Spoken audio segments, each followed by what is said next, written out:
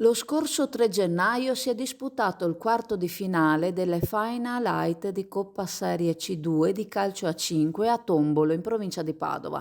L'incontro si è disputato tra la Donna Romeo C5, prima nel girone A in campionato, contro la Yes Work Valli, con vittoria della squadra di Valli per 2-1, con reti segnate da Luca Boscolo Bisto ed Alessandro Sambo.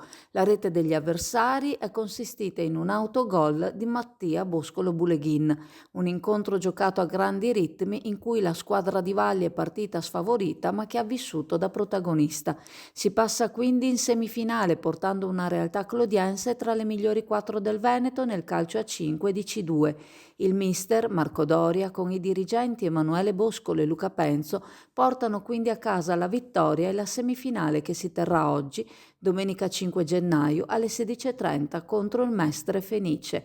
Il presidente Matteo Basso e tutta la società invitano quindi tutti i tifosi e i simpatizzanti ad accompagnare la squadra a Tombolo per sostenerla col loro tifo. Questo grande evento è organizzato dalla LN di Veneto.